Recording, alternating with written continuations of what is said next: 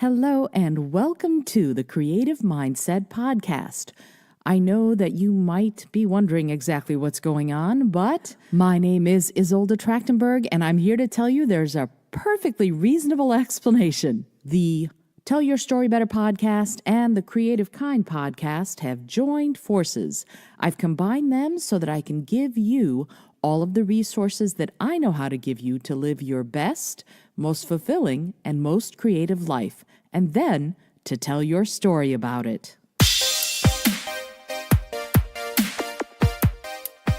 Hello, and welcome to the show. Welcome to the Creative Mindset Podcast. My name is Isolde Trachtenberg, and I'm thrilled you're joining me today. In this show, we explore how to live your exciting, creative, and most fulfilling life. Hey there, this is Isolde Trachtenberg, and here again to welcome you to the Creative Mindset Podcast. I'm super excited about today's guest. Marjorie Alexander has been telling stories for years. As a film producer, she worked on more than 100 media pieces. In addition to her production work, she's also an environmental activist. After more than a decade in film production, she started the A Sustainable Mind podcast. As the host of the show, Marjorie focuses on highlighting everyday people who work to build a more sustainable world. How fantastic is that? What's great about her show specifically is that she works to bring relatable stories and actionable content to her growing audience. I was lucky enough to be on her show recently. I think that show comes out sometime soon, and I'm super thrilled to have her on the show today. You're going to love Marjorie. Please welcome Marjorie Alexander. Hello. Hi. Who is that person that you just described? Oh my gosh. Oh, I know. I'm super excited that you're here. You are fantastic. And I love that you have taken the time to be here and to talk about storytelling in these two very different ways. And yes. I love the transitions you've made to get to where you are today. So before we jump into the environmental aspects of what you do, which you know is close to my heart, let's talk about what brought you here, because you're obviously a natural storyteller, but you originally worked in film production. And what drew you to film? What drew me to film was the fact that a movie, any movie really, is, if it makes it to the big screen, first of all, it's an absolute freaking miracle. There are so many things that can go wrong in the making of a movie, just from, getting the concept together and all of the writers and having people kind of agree on what the story is going to be before it even leaves the page, through production. And let me tell you, there are so many movies that get made physically. The production happens, they get edited, and they never make it anywhere. The fact that film is what I like to call a team sport, right? Because there are dozens, sometimes hundreds of people that participate in the making of any movie. It takes months, sometimes it takes years. For certain projects, and especially documentaries, they take over a decade to make. So to me, it's the teamwork aspect that really excited me. I come from a theater background originally, way back in high school. So to me, that was really exciting, was kind of the camaraderie and the teamwork aspects. Ooh, so this is something about you that I did not know. Theater background. Yeah. What did you love about theater? What got you to theater first? What got me into theater? Okay, so freshman year of high school, I was in some university high school program. I don't think that actually makes a difference, but they had, I was in classes with mostly upperclassmen, including my theater class. And we were doing auditions for 12 Angry Men. And my teacher says, Marjorie, go to the other side of the classroom and turn around. It was a really big classroom. And he says, say this line. And so I say it, and I guess I projected so well. And he was really surprised. And so he said, you are the foreman. So I got my first theater part, and actually my last, because let me tell you, I do not do well in front of crowds. Just, recording a podcast of my own, which I'm sure we'll get into, and then recording this podcast with you. I mean, gosh, I get the sweats, I get nervous, I'm quaking in my boots, literally. So that was my first time, getting involved with theater, but I realized very shortly thereafter that I am not meant to be on the stage. I'm more of a behind the scenes person. So I did a lot of stage management and directing for the rest of my high school career. Wow. So you started out on stage, quickly left the stage. And by the way, kudos for the self-awareness, and then transitioned to film and video. But before we get into the film and video, now I'm curious about this. What did you do today? What did you do on stage to get you to the place where you said, I can do this? And because obviously you're here today, did you do anything special to prepare to go, I've got this. I'm not going to run screaming for the trees? You mean for podcasting in general, or like this conversation? Well, anything, because, I find it fascinating that you said, I'm terrified and yet I'm here. And I think, yay, kudos to you. Yeah. What gives you that superhuman ability?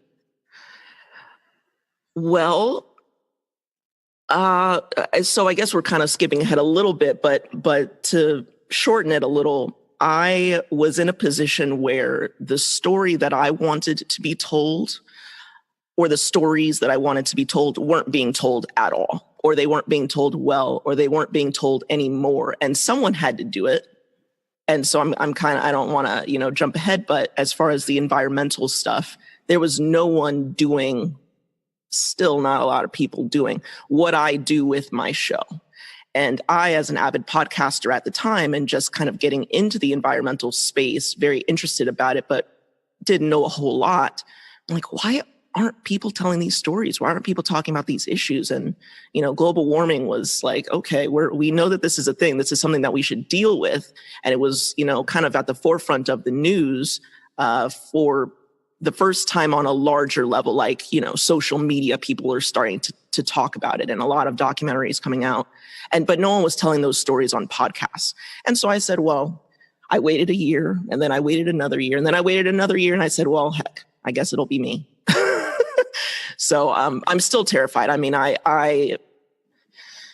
don't know. I get very, very, very nervous to be, I don't want to say the center of attention, but to have any eyes on. I do amazingly well with one-on-one conversations, and was just talking to my mom the other day about how basically all of most of my friendships are one-on-one.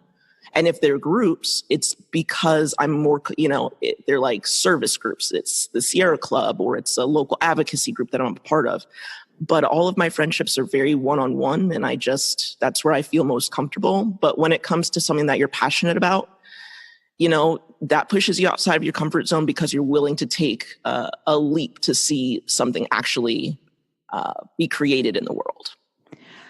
So it sounds to me like answer, which is no. I love long answers. Are you kidding? That's the one thing about stories that I'm not particularly good at, is keeping the timeline together. So anyway, I'm sure we'll get into that as well. Well, and here's the thing. Gone with the Wind is 1,300 pages long or something. So the longer the story, sometimes the better the story. But it sounds to me like what you're saying is that the mission is far more important than any nervousness or fear, yes. Right? Well, yes. That's fabulous. So when you were doing movies, were there movies that were like that? I mean, what were the stories that you liked to develop that were they passion projects, or did you write your own movies, or did you work on other people's? There were a lot of, it's so interesting to me, because I was thinking about this yesterday. I'm like, okay, we're going to be talking about stories, the stories that I've told over my life. And I was just thinking about how those stories got told. Me being in the film industry started off from a very technical perspective. I was a grip and electric. Electric are people that, plug everything in, the lights, and I don't want to make it sound like you're just plugging in a, 3-prong plug into the wall. Like sometimes this distribution for these much larger projects is, it's huge, and, thousands of pounds of cable running along the ground everywhere, very physical work. And then being a grips basically shape the light with a lot of stands and filters and colors and all that stuff. So I was, as far as film goes, I was very active on the technical side. I was not telling stories really ever in my film career until, 2008. No on 8, the marriage equality vote came up here in California. And my partner at the time and a friend of ours, so the three of us, I was a producer, she was the cinematographer, and the friend of mine, he was, oh gosh, what was he? Anyway, the three of us decided to do this project. And as far as telling stories, it was basically a 3-part PSA for marriage equality and why people should vote pro marriage equality. And that was a wonderful project that we created. Still, to this day, the project that I'm most proud of creating. I feel like we told an amazing story, but unfortunately, I just, I didn't do a lot of writing. I didn't do a lot of producing. I was very much on the technical side. Now, what I will say, as far as telling stories, I did a lot of writing in high school and college and a little bit after college. But interestingly enough, I had a realization that most of what I was writing from the perspective of a theater production and not a film production. So if you think about those, are two very different ways of telling a story. Theater, you're really, you're projecting yourself, not just your voice, but also your movements. You're playing towards the stage. It's, if you really think about, being a person in the audience in a theater, the way that the actions take place on the stage is very different from a movie where you can flip a camera around, where the lighting and all of the props can be arranged just so for that particular angle. And then, 4 hours later, you turn the camera around and you have to reset everything. So I had this little switch in my head I was like, oh, all of the stories that I'm telling as a writer are where I started, which was in theater. So I think that was kind of one of the ways that I was like, I don't really know if film is kind of the path for me. And honestly, a lot of the projects that I was a part of just never saw the light of day. Some of them were horror projects or really cheesy comedies, or there just wasn't, I never got to the point success-wise that I really felt I was contributing anything in terms of impactful storytelling. So that is actually one reason why I'm not in the film industry anymore, was because I was not really telling stories. Hopefully that makes sense. Oh, absolutely it does. And what's really fascinating about what you just said is that the big thing that I took from earlier was that it was the mission that was most important, that you needed to be passionate about it. Well, that sounds like the same thing drew you away from film and towards podcasting, was that you get to tell the stories that you want to tell. But and what's interesting to me is that in addition to your own podcast, you also work as a podcasting producer. So you produce other people's shows. So you're storytelling all over the place. So I wanted to ask you, how does telling and shaping other people's stories differ from telling your own stories? When you're telling your own stories, I think unless you're a writer or a TV producer, how you go about telling stories is not something that most of us think about. But obviously, every time we open our mouth to talk on the phone or have a conversation with friends at a coffee shop, we're telling stories the entire time. But when you're telling a story for someone else, when it's your job, there are a lot of little details that go into that. So part of my job when I'm producing shows for other people, I am the person that trains them and takes them from really concept to launch. So they come in with a concept. Sometimes they don't even have a title. And I take them all the way through to launch. And then I hand it off to the production people where they then just consistently edit and release the show every week. But what's really important to know from the beginning is, what's your objective? What are you hoping that this show is going to do or teach, or how is it going to entertain people? Who do you see as the main listener, the ideal audience member? What impact do you want this to have in your business or for your brand? Most of my clients are business owners, entrepreneurs. They have books, they're speakers. And so the podcast is a very integral part of their overall marketing plan. And so when you have that metric towards the end, it's like, okay, well, now we're looking at ROI. I have to make sure that from the beginning, I check all the boxes and get the story right, or else on the back end, it's not going to have the impact that they're hoping it's going to have. So that's kind of the difference. So there's a lot of, pre-production, just in terms of like brainstorming that goes into, telling someone else's story well, especially if it's really the story of a business or the story of a brand. So I have a quick question about that may have a long answer.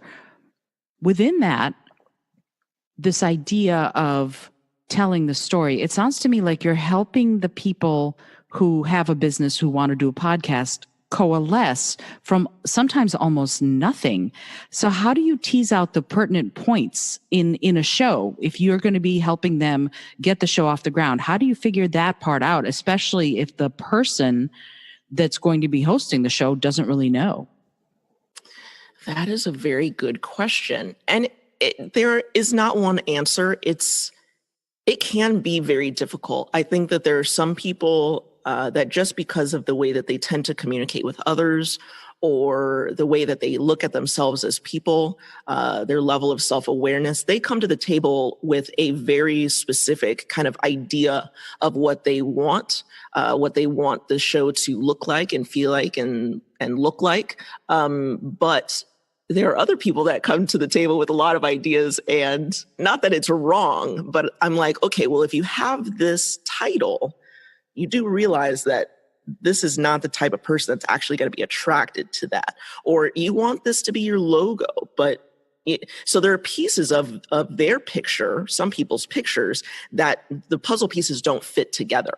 So for me, it's basically about asking the right questions and making sure that the puzzle pieces that emerge actually fit together. Does that answer your question? That's probably the shortest answer I'll give this entire time. Wow. That was actually, it's really amazing. So it sounds like you are helping to tell the cool stories about sometimes businesses that the people themselves aren't quite sure about, either the stories they have to tell. Yeah, because they're good at their job. Like there's some people that are amazing at their job, but they're terrible managers. And so you hire them to manage people who do what they used to do, and they are terrible at it. It's like, you know exactly what you're doing. Why are you so bad at this? Or there are other people that know their entire business backwards and forwards, but a podcast is a whole nother thing. Not only are there technical aspects that most business owners don't want, and honestly, a lot of them just can't learn. It's too much for them. It makes their brain explode. But then there's also, but it's marketing, basically. So a lot of business owners are really terrible at marketing, yet podcasting comes along and they feel like they've got it all figured out. So like I said, asking the right questions, making sure that the answers that land on the table actually fit together in one cohesive picture, because just because, you've brainstormed and this is the answer you came up with doesn't mean that all of the answers fit together. Sure. Yeah. And because, I've had my own show for 3.5 years, my bosses who founded the company, they've had their show for about 2.5, 3 years. They've got like 800 plus, nearing 900 episodes by the summer 2019. So we're coming from a perspective of we've been there, we've done that. We know what this can look like in 6 months or 12 months or, multiple years down the road. They're just starting out with a basic idea. So we're kind of projecting those ideas onto the future and saying, okay, wait a second, this seems good in the moment, but it might not be so great of an idea. So within that, what are the great ideas? What are some of the coolest stories you've helped tell? So let's see. One client of ours, which is actually how I know you, is Beth Mund. Beth has a wonderful show called Casual Space with Beth Mund, and she is or was a NASA consultant. And she tells awesome stories about space stuff. So she's talking to former astronauts and talking to analysts and talking to people like you. You were on her show. So that's probably one of the most exciting podcasts that I've had the pleasure of helping to develop and take part on. Some of the most interesting. There's one project that I'm really excited about right now, but I can't talk about it. It will probably be the most successful show that I've ever taken part in. Ooh, definitely. You're gonna have to come back and tell me all about it. Yeah. Yeah. And it's, and it's one of those things where it's it's highly provocative. Fabulous. It's highly, highly provocative. So we'll see how that turns out. The client has a lot of money that they're just kind of like, hey, if this doesn't work out, it's fine. I'm not trying to make any money with it, which actually takes such a weight off of our shoulders, because then we can just play. We have permission to not just play and like throw money away, but,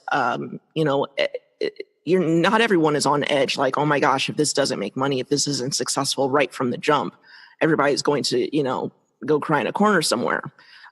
Sometimes that's a lot of pressure to put on a story. And sometimes the story should just be able to sit there and be told on its own without having any expectation of what it's going to turn into down the line. Sure. It allows the story to breathe and sort of grow on its own, which I think is amazing. And it's like there's a tantalizing mystery now. I'm super excited to find out what this is. When it comes out, you're definitely going to have to come back and share the story of getting this super exciting, tantalizing podcast on the air. So on top of the work you do for other people, doing production, you started A Sustainable Mind. What inspired you? Was there a specific thing other than, well, no one else is doing? Was there a specific way? Because you said that. You said that earlier. You said, well. I did say that. That was a big part of it. Okay. Was there a precipitating event? Did you have a thing that happened that went, you know what? It's time. Now's the time, and I'm the person. Let's make this happen.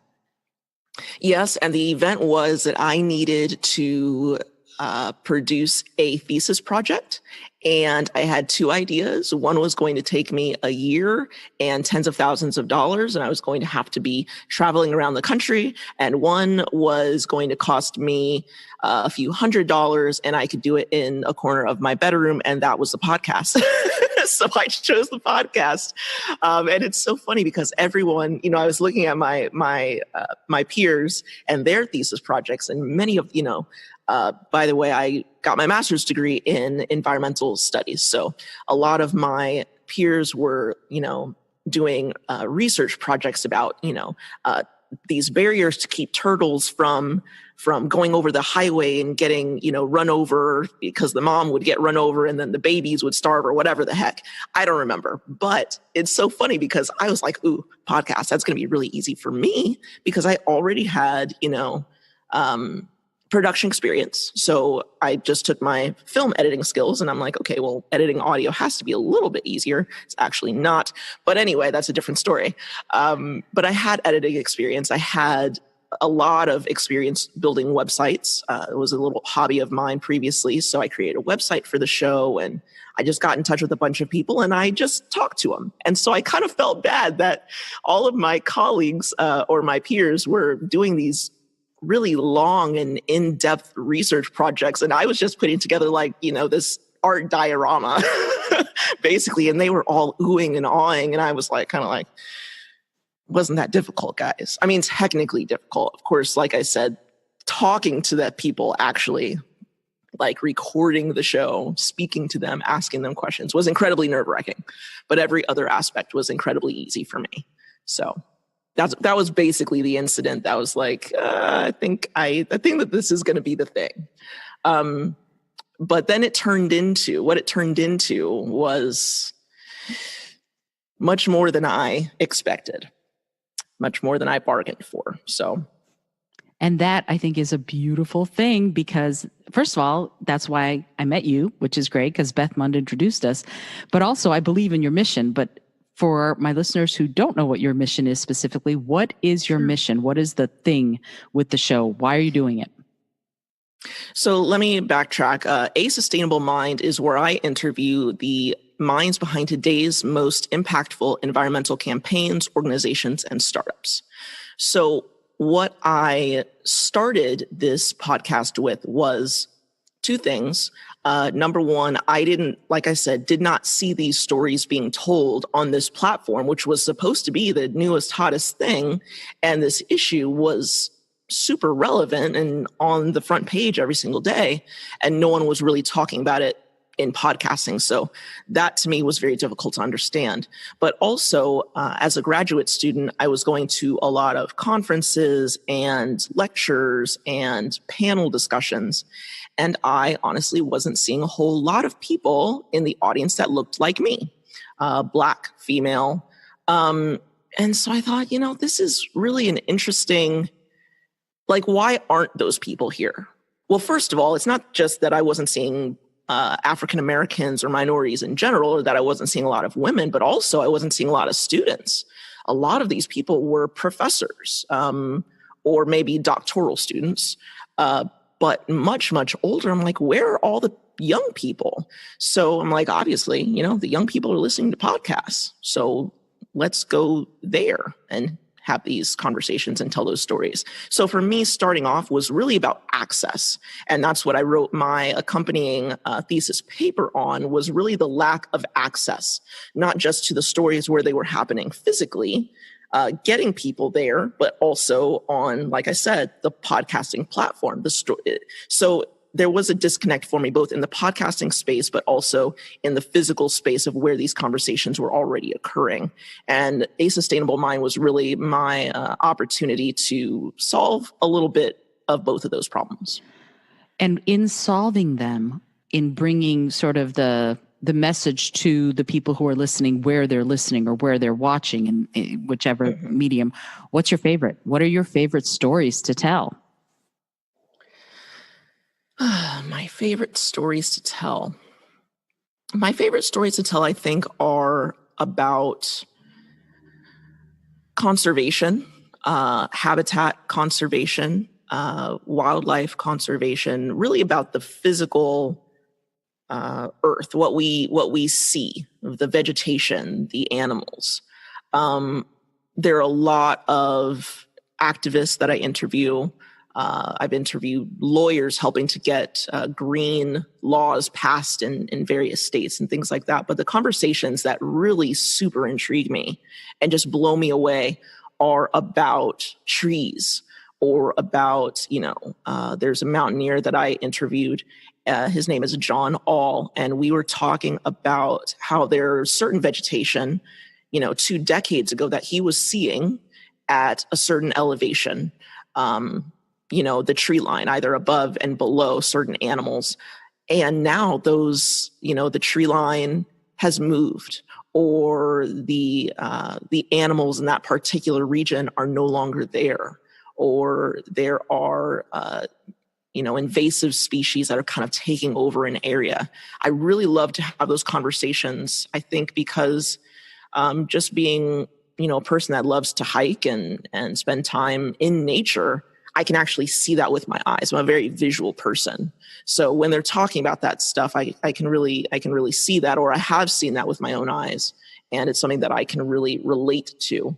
But it's interesting because, I get a lot of feedback from listeners, which I love. It's probably my favorite part of the whole job, so to speak. And the stories that they actually relate to are the ones where they feel like the guest is normal, quote unquote, just regular old people who have had a major realization in their life and did a complete 180 and are now living a very sustainable, earth conscious, earth friendly lifestyle because the listeners are looking to move in that direction themselves. So it's interesting, the stories that I find interesting for whatever reason, the stories that they find interesting for whatever reason, and trying to balance the two. The stories that I can get excited about any of them, and they're all doing important work, obviously. But there are certain conversations, and you can even hear it in my voice. Some people have reached out to me and they're like, "Oh my gosh, you sounded so excited to talk to this person."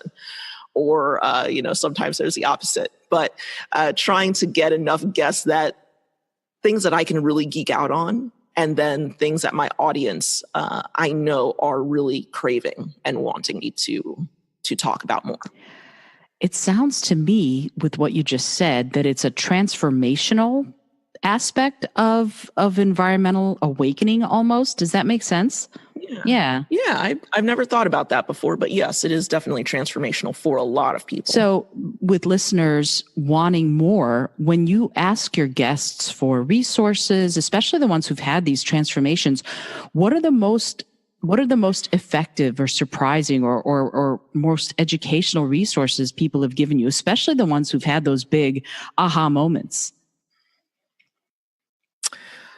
Some of the most, well, let's see. Well, let me say this. I've actually had a couple people, one person specifically. I don't even think this is literally the one interview that did not air because that person kind of misrepresented themselves, and I found out later that they were not exactly the person in the company who I thought that they were. But anyway, so I come to that part in my conversation when I say about the resources. You have a book suggestion and an online resource, as you mentioned. And they said, nope,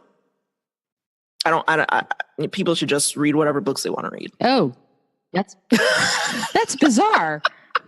So just, I obviously that's not relevant now, but when you asked me that came to mind, and I was going to be too distracted unless I told you. So there that is. I'm glad you did, because to me, I would be like, well, you should have this, and you should look at that, and you should, because automatically I think people who are passionate about a topic, and it sounds like those people who have those transformations are passionate about their topic. Right. So they would have all of these different resources and ideas, and this is what you could try, and this is what you should look at, and da-da-da-da-da. Right.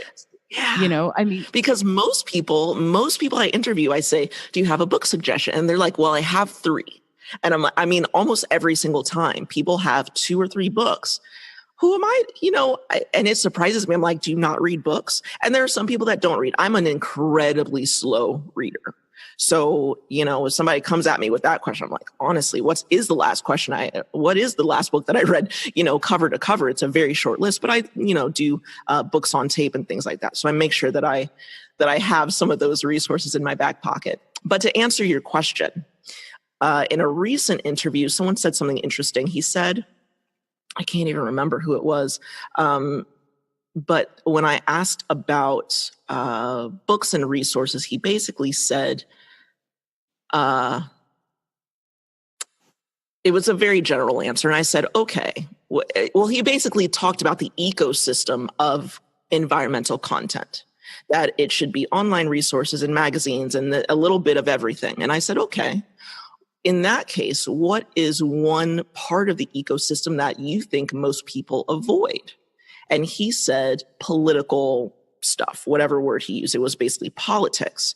And he talked about, there were 3 resources. 2 of them were Triple Pundit and Grist, 2 of which are wonderful resources if you are a climate conscious person, an earth conscious person. Those are 2 wonderful sources to get your news. And I would also add The Guardian. It is always interesting to me how issues are represented differently between American newspapers and European sources. But what I will say is that anyone that's interested in environmental issues, or really any issue in general, when you're a cause-focused person, so often those are the same people that are like, oh my gosh, I cannot listen to the news for one more moment. It's driving me nuts. It makes me depressed. It's just, I don't want that negativity in my life. And I absolutely hear you. And I agree that that is the case so often. However, what I will say is that most of the causes that we all care about are impacted by who we vote for, which is why it's important to know how this stuff is being represented. When a piece of legislation comes along that impacts something environmental, I want to know about that. Do I want to watch the news all the time? Absolutely not. But I think that it's important to stay abreast of at least the issues that I care about. And then, of course, overall national, and, the top 2 things that are kind of going on in the day or in the week. We can't just turn a blind eye to stuff, because that's how certain things run off without us, and we wind up in certain crappy situations that seem like they're difficult to get out of. I like the way you put that. Now I'm treading freely. That was very politic of you. I had to say that. Sorry. Yeah. So let me ask you a question within that framework of doing research, of staying abreast. Mm-hmm. We're sort of responsible. You said earlier, young people listen to podcasts. We're responsible, I think, in my mind, to help bring up the people who are coming after us. So what role do you think we as adults, people who are in the podcasting space or in the filmmaking space, people who are responsible sort of for getting information out there, what do you think we can do to help usher in the next generation of environmentally conscious decision makers? Wow. Talk about a big question. I know. Never let it be said it's going to be short. Yeah. Well,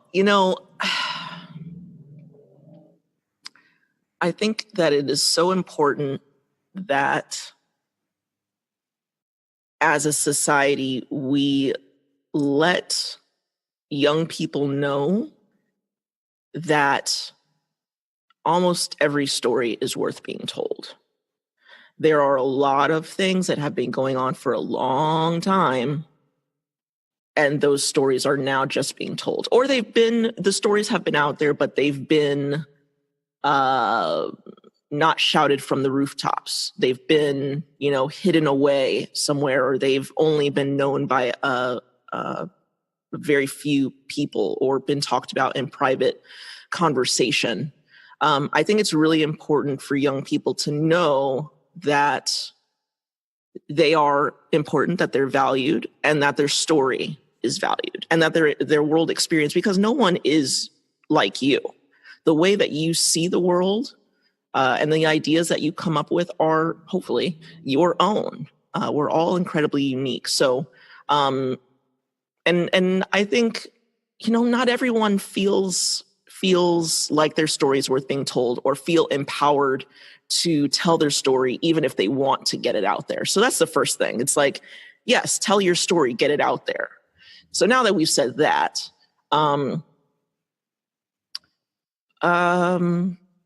just tell the truth.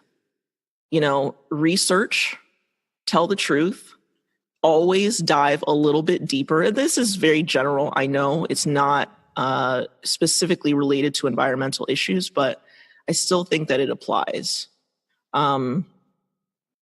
Sure. Also, I would say that timing makes a difference. There are so many times in my life where I'm like, yeah, that's a good idea. Yeah, that's a good idea. Yeah, that's a good idea. And by the time I convinced myself to do it, it was not that it was too late, but there are those moments where if you did it then, the impact is 1,000% bigger and more impactful than the fact that I did it whenever I actually did it. And I know that looking back. So climate right now is, it makes me speechless almost, because these stories must be told now. Whatever moves you is probably going to move someone else. So tell those stories, whatever you're passionate about, tell those stories, write a blog, do, YouTube. It doesn't have to be this huge production thing. Just share your story, do a beach cleanup, put it on Facebook Live, yeah, I just want to make sure that people are actually telling those stories, that they're not waiting. I waited 3 years to start A Sustainable Mind. I don't think that I necessarily waited too long, but I certainly do think about the impact that I could have made if I'd done it earlier. Sure. It's really interesting that you said that, because I keep having that guilt around not having done it sooner. And then I come to what Pema Chodron says in the title of one of her books. She says, start where you are. And I feel like there should be a corollary, start when you're ready. Because if you start, and it doesn't mean that you have to be all set. It's that when you decide that you're ready, you get to start, because in the environmentalist movement, you obviously speak to a lot of environmentally conscious people, and everybody got their start at some point. There was a point at which they weren't concerned about it, and then something happened and they were. And the movement keeps growing, and it's going somewhere. So when you talk to these people, where do you think the movement is heading? Where are we going to be in 5 years or 10 years? I honestly couldn't tell you. I really think that this is where I struggle. I'm like, should I be a realist or should I be an optimist? And I'm at that point. I used to be a pessimist, but I've gotten to that point in my life where I'm mature and have gotten rid of enough of the teen angst where I'm going between optimist and realist. And the optimistic side of me wants us to be in this place where most people, hopefully everyone, but that's never realistic, where most people are conscious about the impact that they have on the planet. Not to say that they're not doing things that impact the planet negatively, because we would not exist if that's what we were actually trying to, if we were trying to attain that level of perfectionism, right? But we would actually account for that, whether it's, carbon credits or, making sure that we're volunteering in time that equals the impact that we have on the planet. That we are making sure that we're donating to organizations that are helping the cause at large, and that companies are made to pay, whether it's money or through some other way, but making sure that the impact that they have on the planet is also reversed, that they're causing some sort of benefit. So whether it's corporate social responsibility programs or donating or taxes, higher taxes for large polluters. That's where I hope that we are. There's an article that came out, sometime in the last month, I believe, January-ish, that basically said, we've got like 12 years left to really turn this ship around. And I know that, you know a lot about that. And so I'm not going to say, hey, do you think that that's is that actually the number? Honestly, it scares me to death. I could sell my car tomorrow. I could, I love planting food. I love gardening. So, growing most of my own food and changing this and changing that and changing the other. But I'm thinking about that multiplied by 7.4 billion people. Now, of course, there are a lot of people in developing areas that have like 1% of the impact that we have as Westerners. So I know that number is not realistic or not accurate. But I don't know. I'm one of those people where I hope that we wind up in a certain place. I think it's going to be messy. I really think it's going to be messy. So that's a downer. It's funny that you say that. It's here. I'm going to give you a little story from my own past. Many years ago, and I think I mentioned, it's funny, I mentioned this in the interview I did with you. Many years ago, I went to essentially a soil health event where I met this man named Daniel Hillel, and he did a presentation about fallow soil. In other words, when the soil is depleted and it basically nothing grows on it, as in an agricultural setting, you won't grow anything on it for a season. Right. And he said that what they were doing research with soil that was polluted, and it amazed them that if they let the soil sit with just a small hardy ground cover on it so that it wouldn't be eroded too much, the soil itself, that the soil amazingly had this, as soon as it was left to its own devices, it had this huge upsurge in getting to better health, like getting to a better quality of soil. And he said something that I thought was really fascinating. He said, It reminds me of that line from Glenn Ross, always be closing. And he said that the earth is always healing. So if we give the planet a chance, if we give our natural resources a chance to heal, they will heal. So I know what you're saying about the fear about it being messy, but I'm the eternal optimist in this situation, and I keep thinking, you are. I am. You are always the eternal optimist. Oh, in this situation, that's all the time. So yeah, and so that's why I keep thinking, that's why I was asking about young people and raising that awareness, because I think the average person can make a huge difference with a little bit of awareness and then putting that awareness into action. So you're saying get involved. You're saying, clean a beach. If you could get a message out to say, do this to start making a difference, what would it be? What would you say to anybody, young, old, it doesn't matter, to start making a difference today? What do you think? Start where you are. And I know that we just said that a couple of minutes ago, but I mean it in a slightly different way. There are so many people that reach out to me that think being environmentally conscious and then actually walking the walk, they feel like it's so hard, but they also want to go from 0 to 100 overnight. They see these blogs where people have, these perfectly positioned and perfectly labeled kitchens where everything is in bulk and they make their own soap, and they, being an environmentalist it's an experiment. You're never going to be perfect, but start where you are. If you love cooking, then start by going to the farmer's market to shop for 2 months instead of going to the grocery store. If you are a tech nerd and you're thinking about buying a new car, why not get an electric vehicle? If you're really into fitness and you work within biking distance, well, give up the car altogether and ride your bike. If you live near public transit, take that to work instead of... Sorry, the cat is trying to get into my room.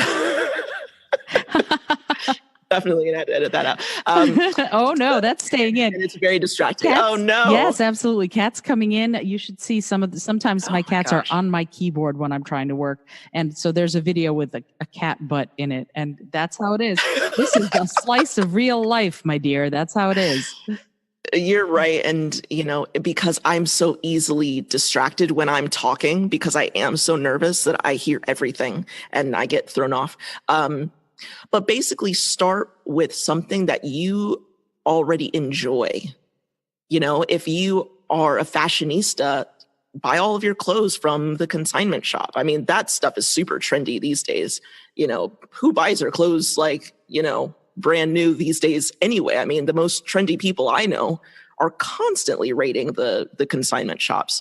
So I think everyone can really find that thing that is easy for them to green in their life. Just find one area to green, something that you're already doing all the time, something that you already enjoy, and something that will have a big impact. Because I tell you, once you change one area of your life, it's a snowball effect. It takes over. It just keeps going and going and gets bigger and bigger. And then a year later, your life looks completely different.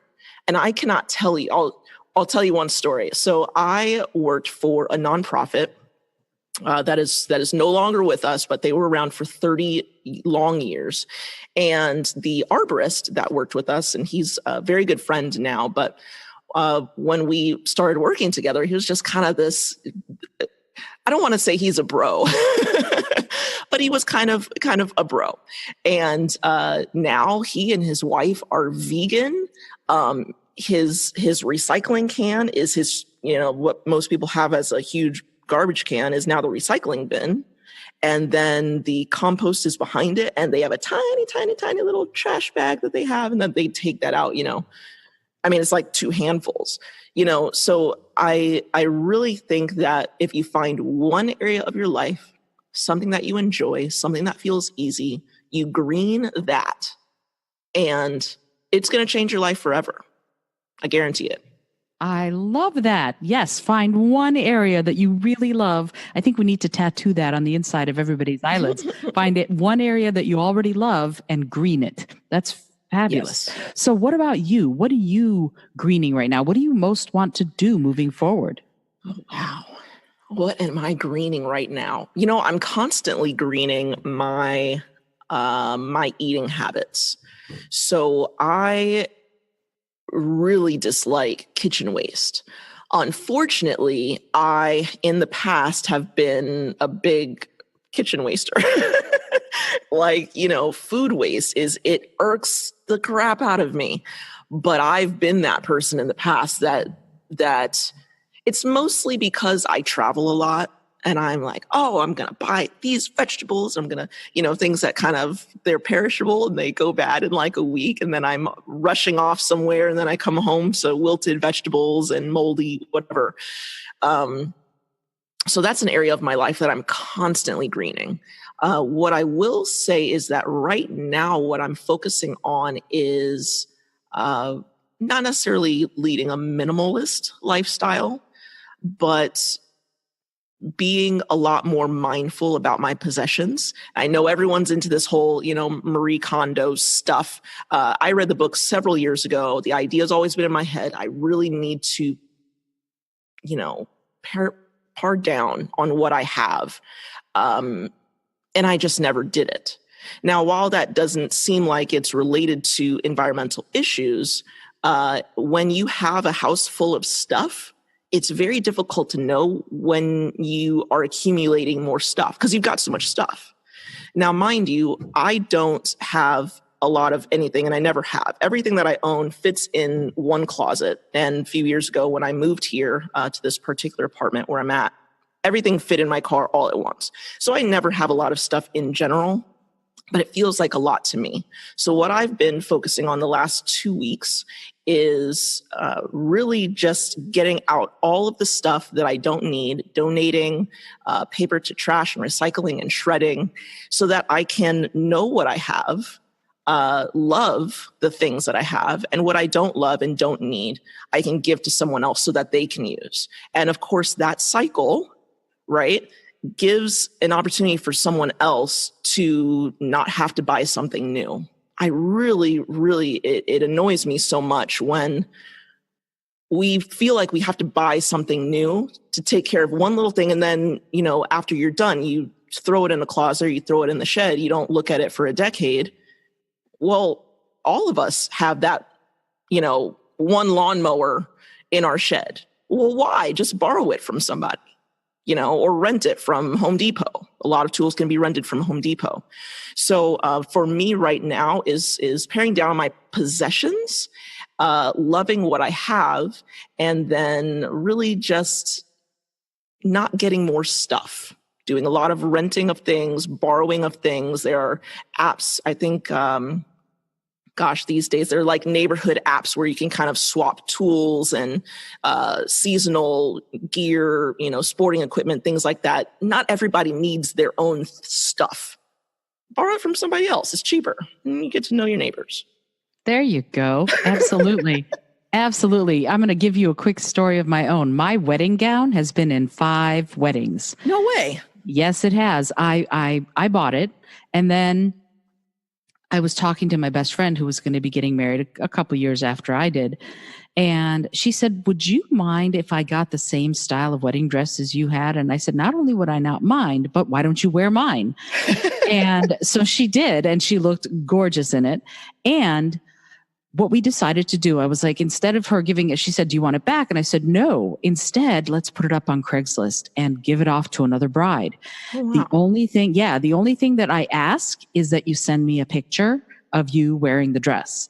And so if you want to keep it, you get to keep it. Like if you want your daughter to wear it or whatever, no problem. But if you don't want to keep it, then you pass it on and you cannot charge for it. So it's now been in 5 weddings being handed off to the next bride who can wear it, because it's a dress you wear once. And then what do you do with it, right? I know.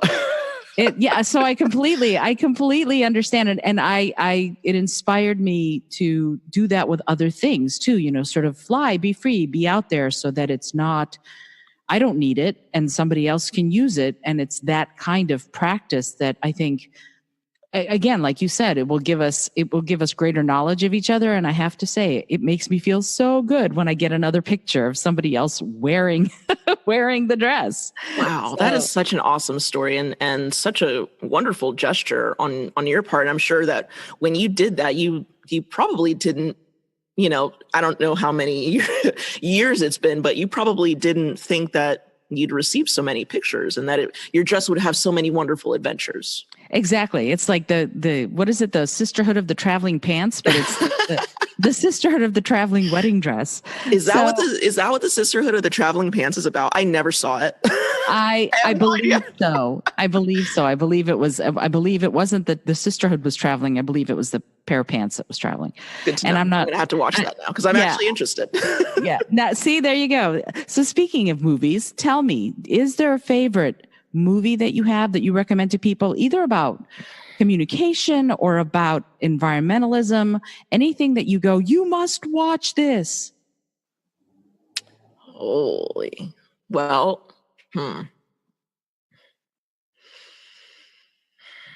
Other than the Sisterhood of the Traveling Pants, which I guess now we're both going to have to go watch.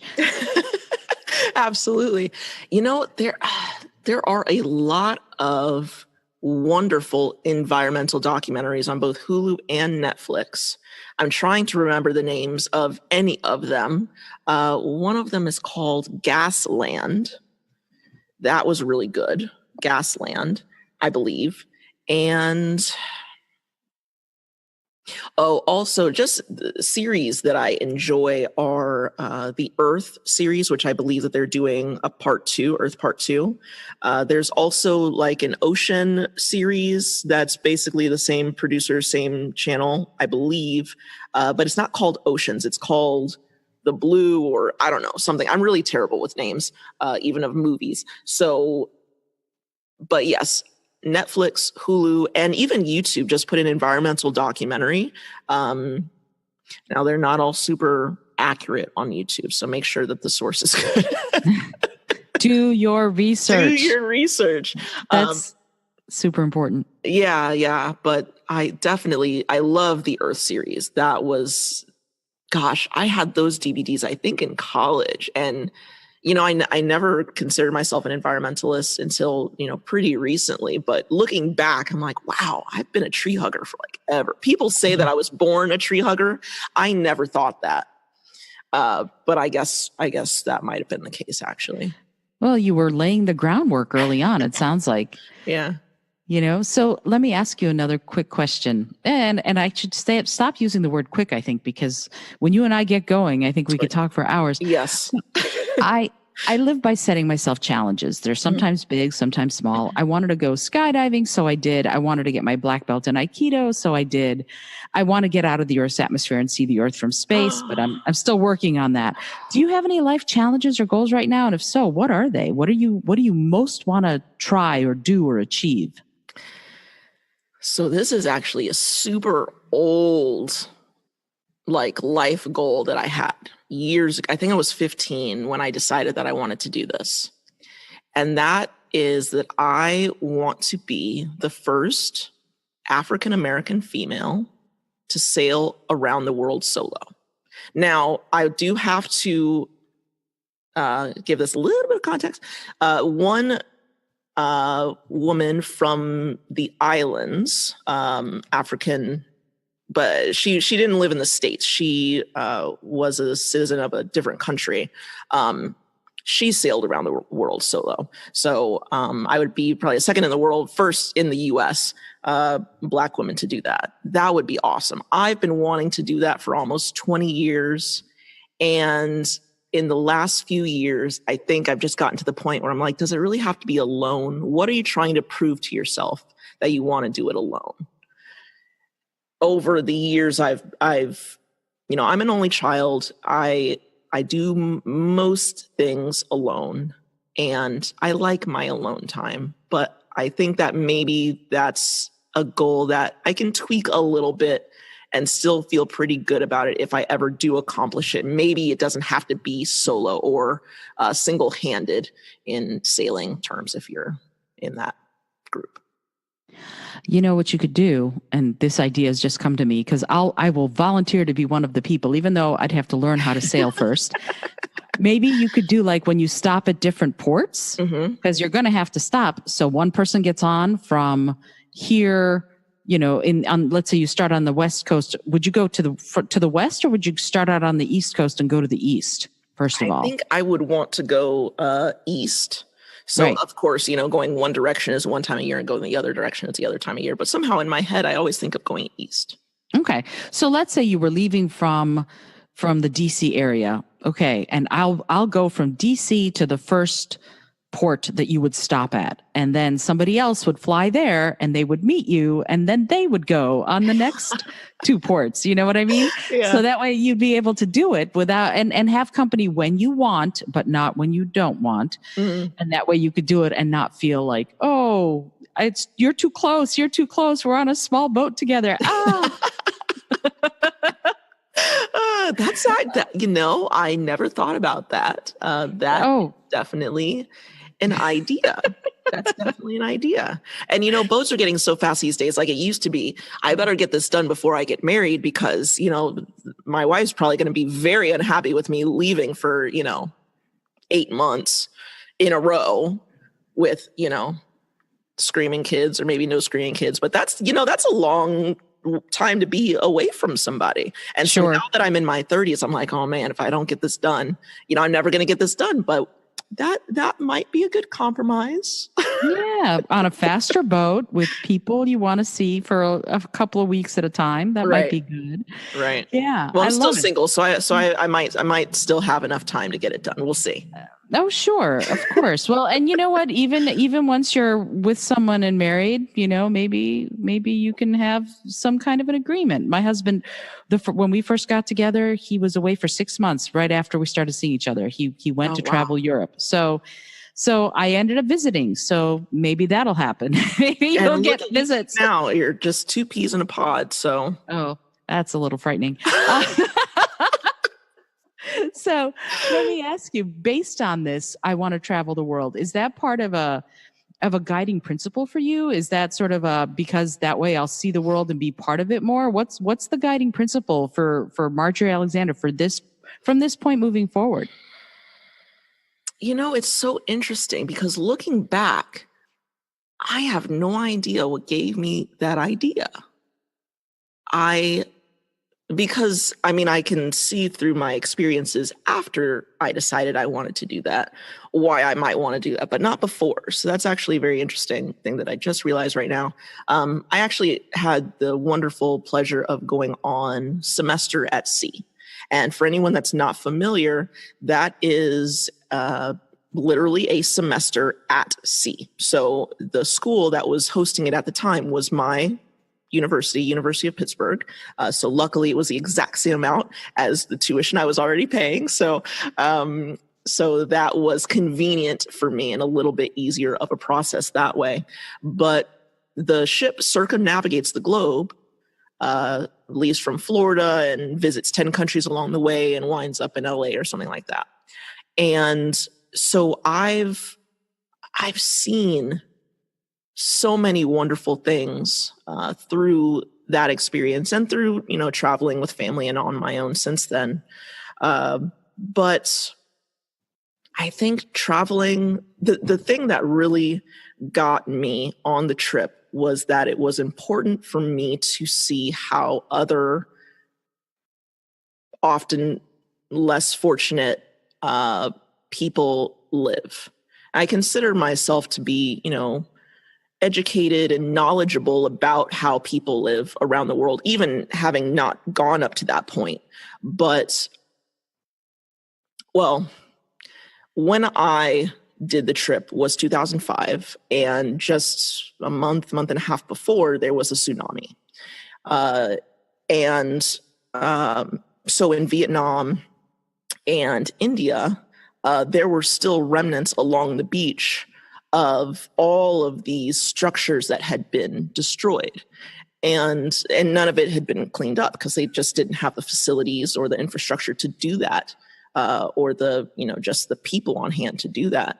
And, that brought to the forefront of my mind, climate issues, but also just how people live around the world, to me, I believe is really important. It shapes who we are. It shapes the work that we do, what we value. It shapes how we treat people in our lives. To go around the world and to see people, I went to an AIDS orphanage in Kenya, and to see these little kids, and a lot of them had, missing limbs, and they were scooting around on skateboards along the floor. These kids that were like 3 and 4 years old. And it was just the most moving experience for me, and truly, truly changed my life. And every time I talk about it, which is almost never, I get very emotional about it, because it really impacted who I am today. So yes, I think seeing the world through other people's eyes, being able to step into their shoes, is something that we all have to do if we're ever expecting to give back anything valuable in this world. Doesn't mean you have to travel around the world, but just make an effort to, have some, put effort into seeing the world through other people's eyes. I think it's really, really important, and probably one of the most valuable things that you can ever do intentionally, because it is going to add so much to the rest of your life. Wow. Thank you so much for sharing all of that. You are 150% on the ball there. This idea that you just raised, that seeing the world through other people's eyes, not only does it change you, but it allows you to reach out and really connect on a soul to soul, heart to heart, being to being level with other people. And you can't help but be changed then. So it sounds like it impacted your life incredibly to have done that. Yeah, absolutely. And side note, I, on that same trip at the beginning, was literally shipwrecked in Hawaii. So, and people would think that would scare me away from the whole like sailing around the world by yourself thing. But, I'm all about it still. Absolutely. Anyway. Like, well, you just opened up like 20 more minutes of questions. No, it's fabulous. So wait a minute. What do you mean you were, I do have to ask, what do you mean you were shipwrecked? What happened? So if anyone's a big fan of the Weather Channel, they have these storm stories. And one of those storm stories was actually our trip. Like I said, University of Pittsburgh was the host at the time.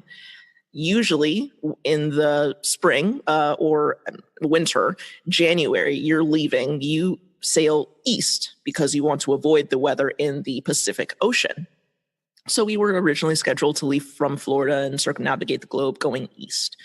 Well, something happened with Christmas break. They do trips during the summer, and then they do trips for Christmas to make some extra money. This ship that is basically a floating university, the rest of the time, they do these smaller trips in between to, keep money coming in. And one of those trips, I guess, was in Mexico. They weren't going to have enough time to sail back around to Florida. So they said, oh, no problem. Florida will just leave from the West Coast. Not only is that a bad idea, if you know anything about like global weather systems, but also leaving from Canada. We didn't leave from Mexico. They decided to sail up and grab us in Vancouver, Canada. So 3 days in to the trip, we are literally in the middle of the Pacific Ocean on our way to Japan, stuck between 3 storms in the middle of the ocean.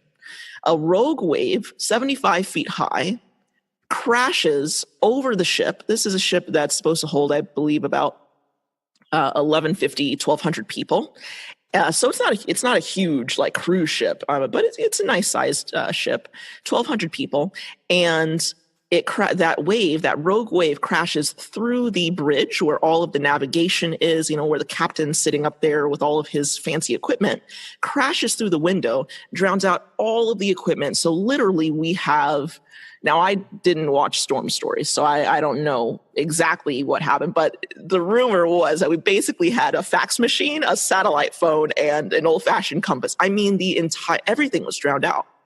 So our engines went dead. So all we could do basically was turn the rudder to direct the ship in a direction where we would get a little less of an impact from the waves. Next day, we get in touch with, they said, well, we have some repairs to make. There are leaks, whatnot. The closest land is Alaska, but the port is not deep enough to service a ship of this size. So we're like, well, where's the nearest place that we can go? Turns out is Oahu, Hawaii. So we're like, well, we'll just sail south and I guess we'll run into Hawaii at some point. Literally the Coast Guard. So this is about 3 days between when the engines actually went out and we're all in our emergency positions, sitting on the floor, lined up in these two hallways on a certain level. Between that and when the Coast Guard helicopters are flying out to retrieve us, because we don't exactly know where we're going. Like, we actually had to be led into port. So the ship docks, they weren't expecting us. And if you're on a cruise ship, it can sometimes take a lot of coordination to, get the stairs and everything together to the right height. So they weren't expecting us. It took several hours for us to get off the ship. I get off the ship, I turn around, and there's a dent the size of a Greyhound bus in the side of the ship, which we'd just been on for, at that point, a week. Wow.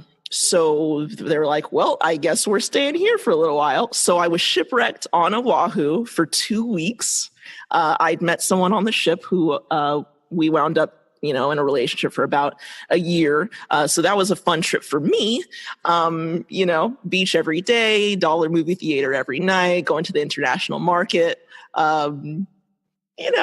just hanging out in Hawaii. Didn't plan to go there, but that's where I was. So you could do a lot worse than getting shipwrecked on Hawaii.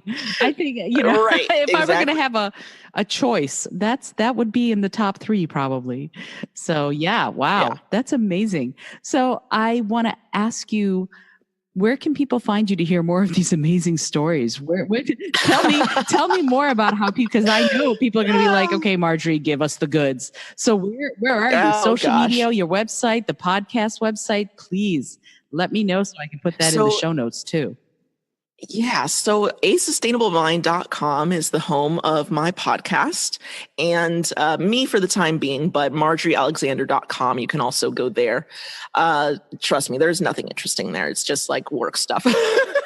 But asustainablemind.com and also asustainablemind on Facebook and Instagram. Twitter, they like you to have short profile names. So it's just Sustainable Mind on Twitter. But yeah, listen to the show, reach out anytime, send me a direct message. Some of the listeners are very surprised when I give out a phone number on my show and I say, oh yeah, just call me, text me, whatever. I get those. I mean, it's not my cell phone number, but it's another number that I use specifically for the show. They're so surprised when I answer the phone. They have these quote unquote fangirl moments. I didn't even know fangirl was a word until one of my listeners was like, oh my God, I'm having such a fangirl moment. And I'm sitting there Googling what's fangirl moment. Anyway, yeah, reach out to me. Listen to the show if environmental stuff is your thing or if it's not, you might learn a thing or two. And I hope you enjoy that. Yeah. So is there anything else that you want to share? Any last thoughts that you want people to know about you, about a sustainable mind, about environmentalism? I'd love to have any last thing you want to say. It's nothing original, but whatever you are most scared of doing right now is probably the thing that you should do. I was terrified to start my podcast, and looking back, it's not my job. I don't get paid, or I haven't been getting paid to do that. I now have people donating so that I can, pay for editing and things like that. But I was terrified to start that project. And it's wound up being the most rewarding experiences of my life. And there's so many other things in the last, 5-10 years of my life where those things that I was terrified to do made the biggest impact in my life. So if there is anyone out there wanting to start a project or write that screenplay or write that book and you're scared to do it, just what's the worst that could happen? You're not going to die. Like, just try it out. And if it doesn't work, you can always course correct later. Right. But give it a shot. You'd be surprised the impact that those experiences will have on your life. Without a doubt. That's a great way to end this fantastic chat. I'm so glad that you agreed to come on the show and talk with me about so many amazing things. Who knew you were shipwrecked on Hawaii? I love it. So I want to thank you again, Marjorie. Everyone, please go hear A Sustainable Mind, find Marjorie Alexander, become more environmentally conscious and aware, and live. I love what she said. Do something you already love doing and then green it up. This is Isolde Trachtenberg for the Tell Your Story Better podcast. I hope that you've enjoyed the show. I'd love to hear from you about the things you want to tell stories about. You can find me at isoldet.com, at IsoldeT on Instagram, at IsoldeT on Twitter, and something very strange, Isolde T Speaker on Facebook. Please find me. Please reach out. Please live the best and most heartfelt and most environmentally aware life you can. Until next time, I send you all of my love. Thanks so much for joining me today. I really appreciate you being here. Please subscribe to the podcast if you're new, and please tell your friends about the community we're building here. Today's episode was produced by Isolde Trachtenberg and is copyright Isolde Trachtenberg 2018. Today's music was from Kevin MacLeod, Laser Groove, and Ave Marimba, brought to you by Creative Commons License 3.0. As always, please remember this is for educational and entertainment purposes only. Past performance does not guarantee future results, although we can always hope. Until next time, I send you all of my love.